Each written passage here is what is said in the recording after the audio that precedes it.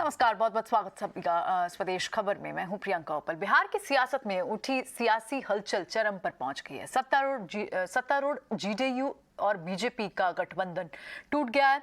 मुख्यमंत्री नीतीश कुमार एक बार फिर भाजपा से अलग राह पर चल पड़े हैं। राज्यपाल को इस्तीफा देने और नई सरकार का दावा पेश करने के बाद मुख्यमंत्री नीतीश कुमार पूर्व सीएम राबड़ी देवी से मिलने पहुंचे, जहां वो एक बार फिर से महागठबंधन के साथ मिलकर सरकार बनाने की तैयारी में दिख रहे हैं।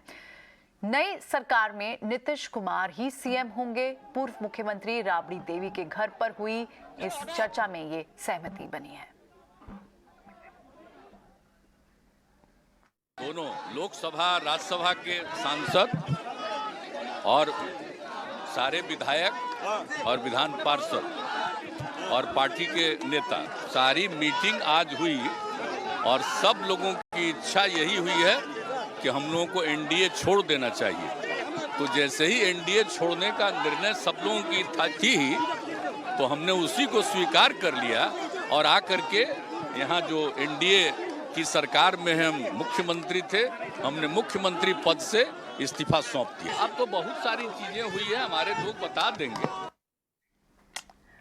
और इससे पहले राज्यपाल से मिलने पहुंचे नीतीश कुमार ने कुल 160 विधायकों के समर्थन पत्र के साथ राज्यपाल से मुलाकात की और सरकार बनाने का दावा भी पेश किया, जिसमें आरजेडी के 79, जेडीयू के 45, लेफ्ट पार्टी के 19, कांग्रेस के 16 और एक निर्दलीय विधायक के समर्थन का दावा किया गया है।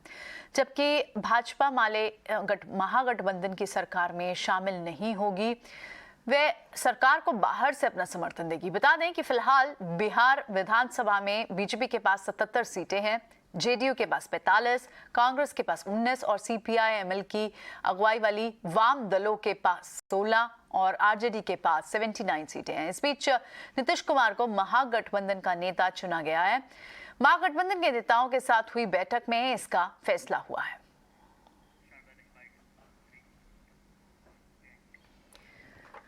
बिहार में 5 साल बाद फिर से नीतीश कुमार की पार्टी जेडीयू और बीजेपी के बीच गठबंधन टूट गया है। मुख्यमंत्री आवास पर जेडीयू के सांसदों और विधायकों की मीटिंग में इसकी घोषणा की गई है। मीटिंग में नीतीश कुमार ने कहा कि बीजेपी ने हमेशा हमें कमजोर करने की कोशिश की और भाजपा ने अपमानित उन्हें किया है। 2013 से लेकर अब तक भाजपा ने सिर्फ धोखा ही दिया है। और दूसरी तरफ बदलते सियासी समीकरण के बीच बिहार बीजेपी की कोर कमेटी की बैठक पटना में होनी है। बैठक में हिस्सा लेने के लिए राधा मोहन सिंह शाम को पटना पहुंच रहे हैं और इससे पहले भाजपा के वरिष्ठ नेता और डिप्टी सीएम तारकिशोर प्रसाद के आवास पर जुटे थे। वहीं नीतीश के इस्तीफे के बाद नेताओं के रिएक्शंस भी आने शुरू हो गए हैं। विपक्ष इसे बीजेपी को एक सबक करार दे रहा है। वहीं एनडीए और बीजेपी के नेता कह रहे हैं कि बिहार के लिए ये अच्छा नहीं हुआ है। ये उनके अपने फैसले हैं। गठबंधन में क्या तय होता है, क्योंकि गठबंधन जब बनता है तो बहुत सी चीज़ों पर मिलजुल करके फैसला लेते हैं। मुझे उम्मीद है कि मिलजुल करके कोई ऐसा निर्णय लेंगे जिससे हमेशा भारतीय जनता पार्टी दूर रहेगी। तो बिहार में 5 साल बाद फिर से नीतीश कुमार की पार्टी जेडीयू और बीजेपी के बीच गठबंधन टूटा है। मुख्यमंत्री आवास पर जेडीयू के सांसदों और विधायकों की मीटिंग में इसकी घोषणा की गई है। मीटिंग में नीतीश कुमार ने कहा कि बीजेपी ने हमेशा हमें कमजोर करने की कोशिश की है, भाजपा ने उन्हें अपमानित किया है। 2013 से अब तक भाजपा ने सिर्फ धोखा ही दिया है। और तेजस्वी यादव की पार्टी आरजेडी के साथ अब नीतीश कुमार सरकार बना सकते हैं। बता दें कि फिलहाल बिहार विधानसभा में बीजेपी के पास 77 सीटें हैं, जेडीयू के पास 45, कांग्रेस के पास 19 और सीपीआई-एमएल के नेतृत्व वाले वाम दलों के पास 16।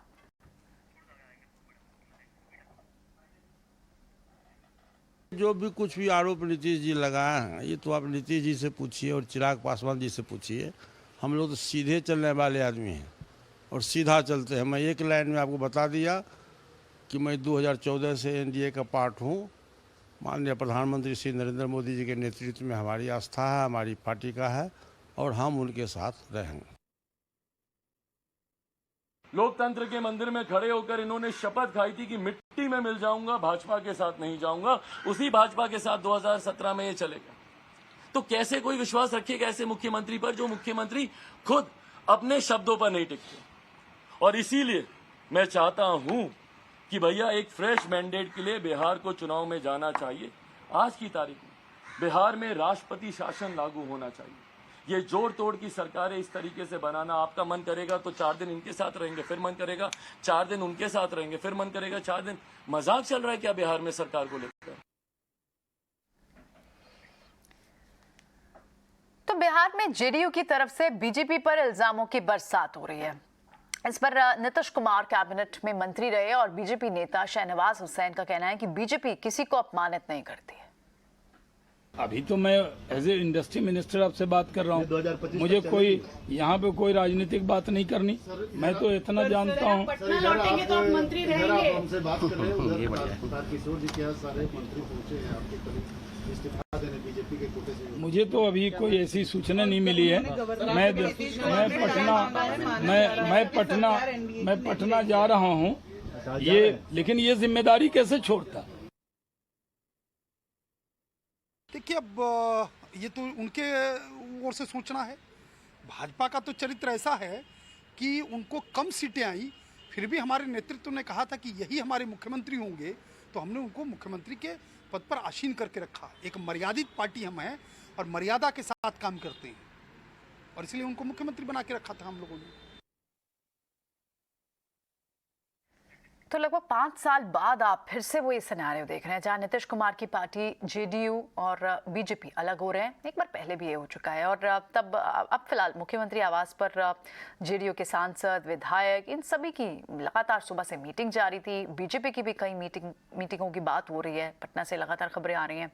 और अगर आप अब बात करें तो नीतीश कुमार का ये कहना है कि उन्हें अपमानित किया गया है बीजेपी की तरफ से और तमाम सारी बातें गई हैं, जिसके चलते उन्होंने कहा कि उन्होंने अपनी राह अलग की है बीजेपी से और अब वो आरजेडी के साथ जाएंगे।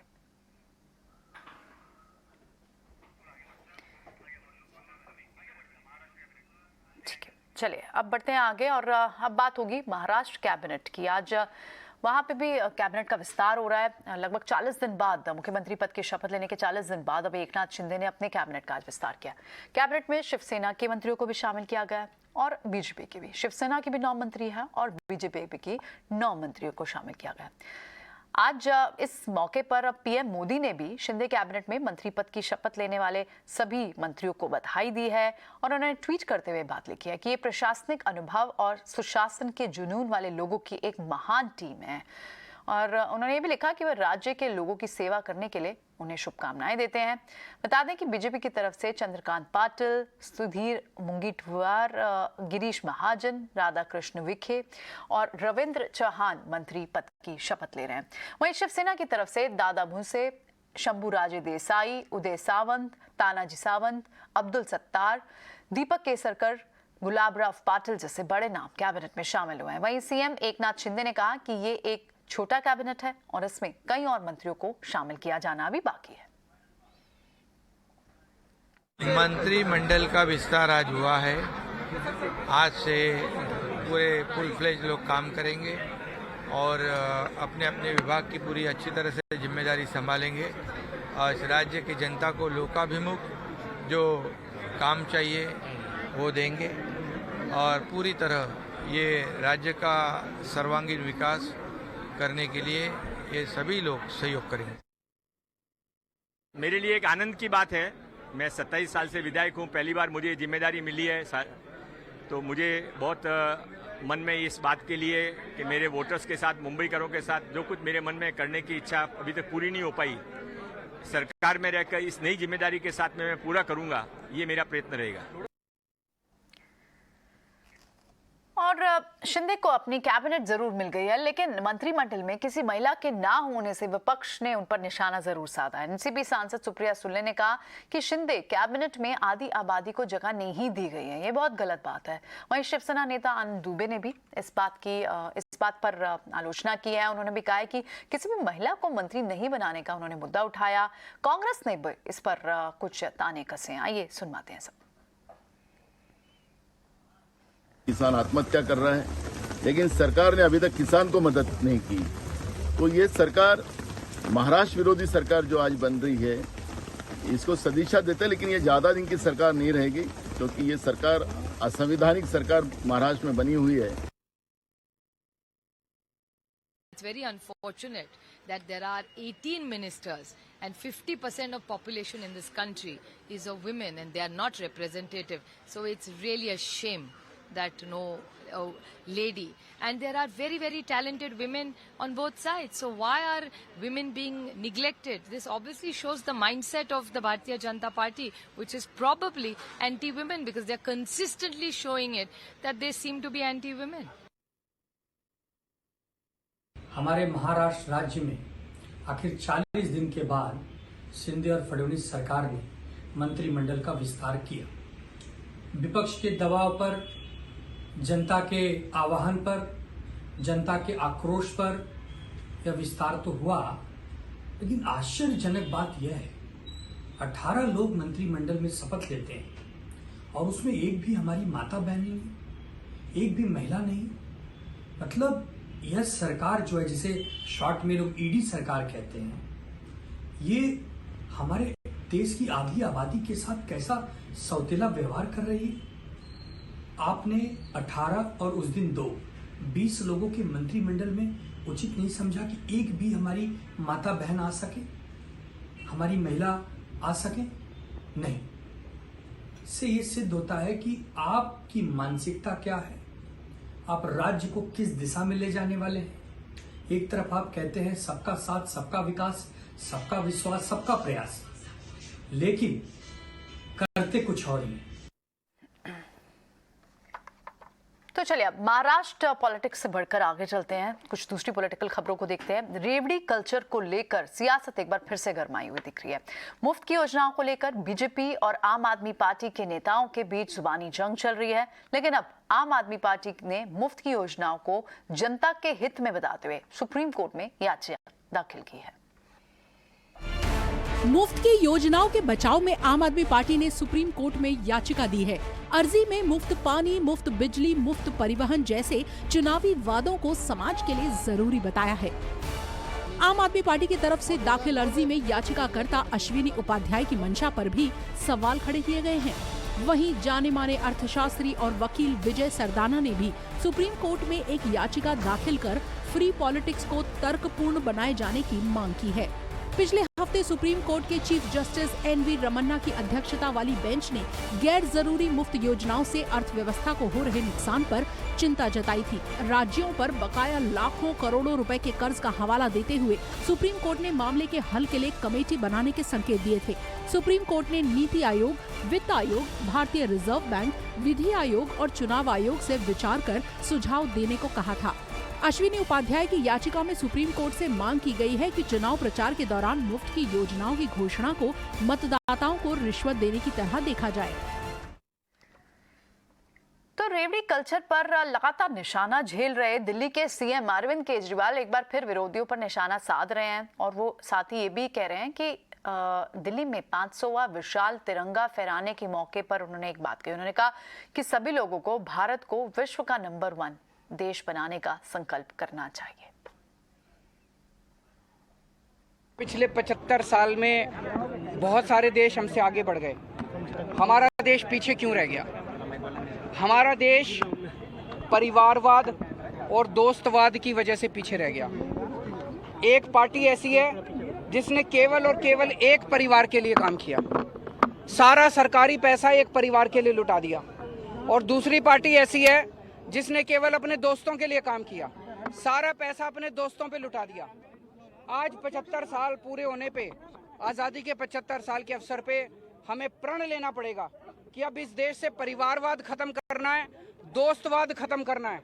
अब सरकारी पैसा परिवार के ऊपर खर्च नहीं किया जाएगा, अब सरकारी पैसा दोस्तों के ऊपर खर्च नहीं किया जाएगा, अब सरकारी पैसा गरीब जनता के बच्चों की शिक्षा पे खर्च किया जाएगा, अब सरकारी पैसा गरीबों के बच्चों को रोजगार दिलाने पे खर्च किया जाएगा, अब सरकारी पैसा लोगों को मुफ्त चिकित्सा दिलाने पे खर्च किया जाएगा। अब भारतवाद होगा इस देश के अंदर, परिवारवाद और दोस्तवाद को खत्म किया जाएगा।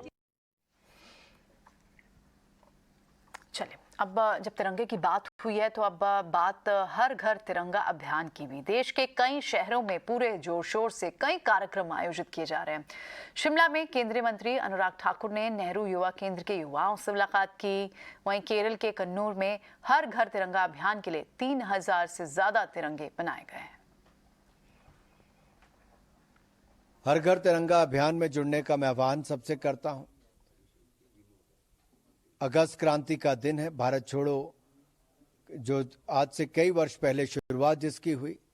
आज के युवाओं से कहता हूं, भारत जोड़ो, भारत को जोड़ने का काम भी करें। हाथ में तिरंगा लेकर तिरंगे की आन बान शान को बढ़ाने का काम करें। तिरंगा चंद गज का कपड़ा ही नहीं, 130 करोड़ भारतीयों को एकजुट रखने की ताकत रखता है। इस तिरंगे के मान सम्मान के लिए 13 अगस्त से 15 अगस्त तक हर घर तिरंगा लहराएं और आज़ादी का अमृत महोत्सव मनाएं। पूरी दुनिया को संदेश दें, पूरा भारत आज़ादी के 75 वर्ष मना रहा है। और विशेष तौर पर युवाओं से कहना चाहता हूं, इस अमृत काल में संकल्प लें किसी एक क्षेत्र में, कम से कम एक क्षेत्र में अपना योगदान देश के निर्माण के लिए देने के लिए। और चलिए बढ़ते हैं आगे। अब कॉमनवेल्थ गेम्स की बात करते हैं। कॉमनवेल्थ गेम्स में शानदार प्रदर्शन के बाद समापन समारोह में भी अपना जलवा बिखेरने के बाद भारतीय खिलाड़ियों की वतन वापसी हो गई है। दिल्ली में इंग्लैंड के बर्मिंघम से लौटे खिलाड़ियों का जोरदार स्वागत किया गया। एयरपोर्ट पर मौजूद खिलाड़ियों के रिश्तेदारों, उनके फैंस ने अपने चहेतों को कंधे पर उठा लिया। कॉमनवेल्थ गेम्स के मेडल टैली में भारत 22 गोल्ड के साथ चौथे पायदान पर रहा, जबकि 76 गोल्ड मेडल के साथ ऑस्ट्रेलिया पहले नंबर पर रहा। इस मेगा इवेंट में भारत ने कुल 61 पदक जीते हैं।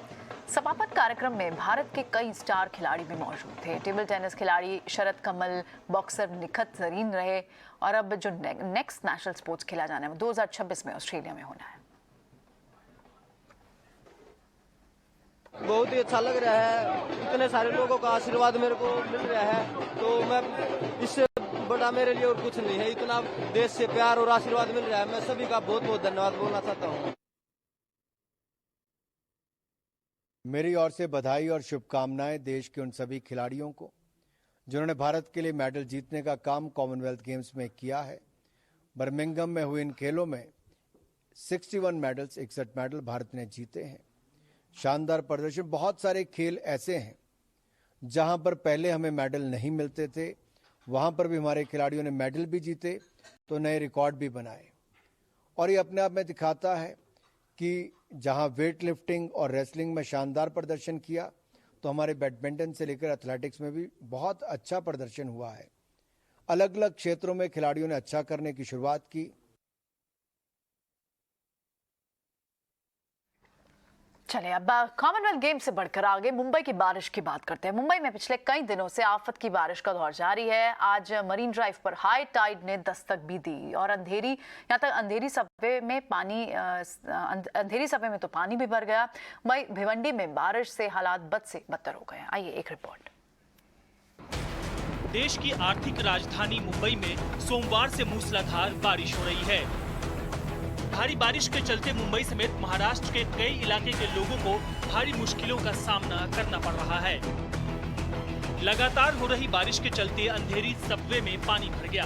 नतीजा ये हुआ कि वाहनों की रफ्तार धीमी हो गई और कई जगहों पर जाम लग गया। महाराष्ट्र के भिवंडी में हालात बद से बदतर हो गए हैं। भारी बारिश के चलते भिवंडी की सड़कें पानी पानी नजर आ रही हैं। दुकानदारों और आम लोगों को खास मुश्किलों का सामना करना पड़ रहा है। मुंबई में हाई टाइड के बीच समंदर में उठी ऊंची लहरें देखने को मिल रही हैं। मरीन ड्राइव इलाके में बारिश से कई जगहों पर जल भराव हो गया है। मौसम विभाग ने आज मुंबई, नवी मुंबई, पालघर और रायगढ़ में भारी बारिश को लेकर अलर्ट जारी किया है। मुंबई में पिछले कई दिनों से आफत की बारिश का दौर जारी है। चलिए अब मुंबई की बारिश के बाद एक ऐसी खास जर्नी की जो आई एम श्योर निवेशकों के लिए बहुत अच्छी है। और भारत की आज़ादी के 75 साल पूरे हो रहे हैं। आज़ादी के अमृत महोत्सव के मौके पर हम बात कर रहे हैं म्यूचुअल फंड इंडस्ट्री की। आज़ादी के वक्त देश के लोगों के पास निवेश के कुछ बहुत ही गिने चुने मौके हुए करते थे। या तो बैंकों में FD के जरिए या सेविंग अकाउंट में पैसा रखते थे लोग, या फिर सोने चांदी में निवेश करते थे, या फिर जमीन में पैसा निवेश करते थे। लेकिन 60 और 70 के दशक में निवेश की परंपरागत दुनिया में म्यूचुअल फंड्स ने दस्तक दी। थी और अब म्यूचुअल फंड मौजूदा दौर में निवेश के शानदार विकल्प के तौर पर उभर कर निकला है। इतने सालों में म्यूचुअल फंड्स ने किस तरह अपना सफर तय किया, उसमें किस तरह के उतार चढ़ाव आए, आइए ये सब इस खास पैकेज में देखते हैं।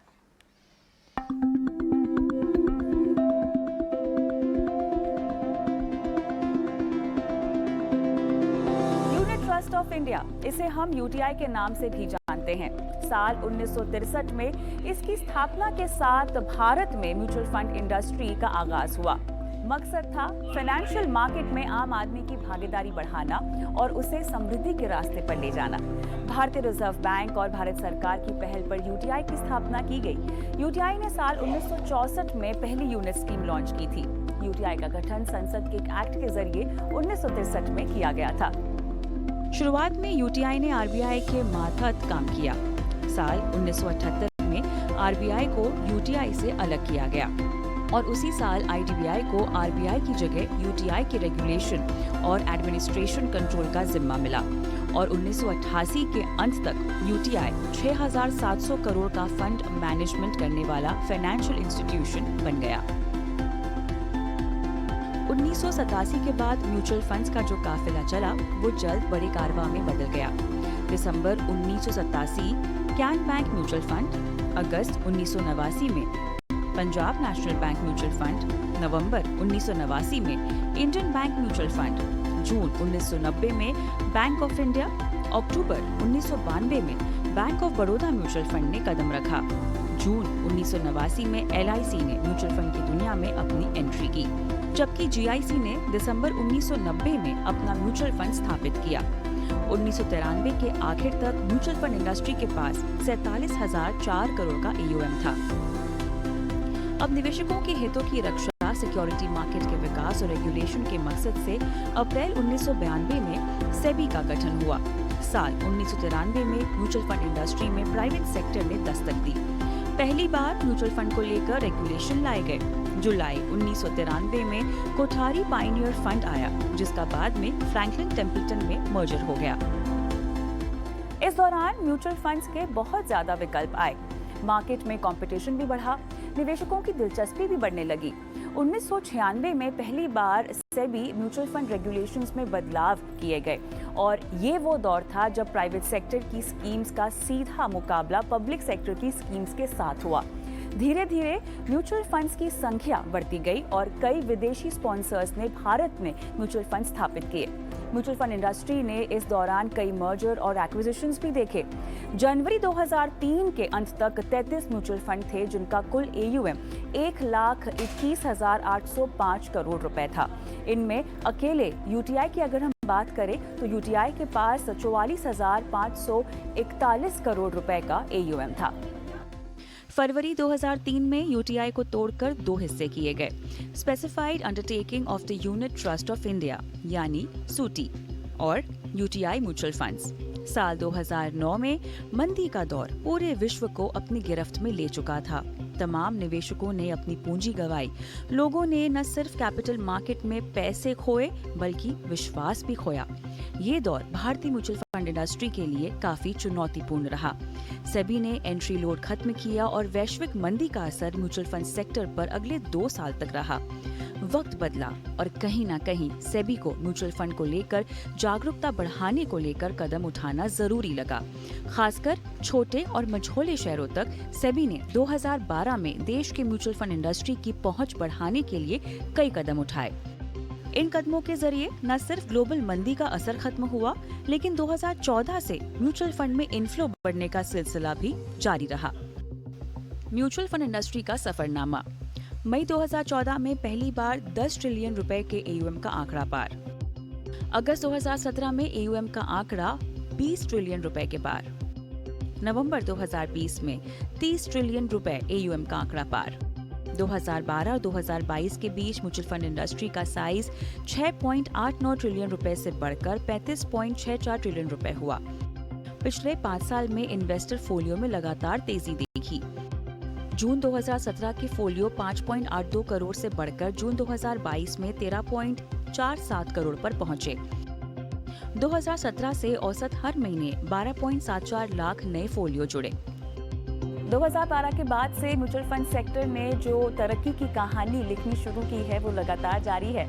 SIP यानी सिस्टमैटिक इन्वेस्टमेंट प्लान यानी किश्तों में निवेश का तरीका, ये वो तरीका है जो कि आम लोगों के बीच में खासा लोकप्रिय हुआ है। उनकी छोटी छोटी बचत को मोटे मुनाफे में इस तरीके ने बदला है। SIP अकाउंट्स की बात करें तो 2016 में 1 करोड़ का मार्क पार करने के बाद जून 2022 तक ये आंकड़ा 5.55 करोड़ पर जा पहुंचा है।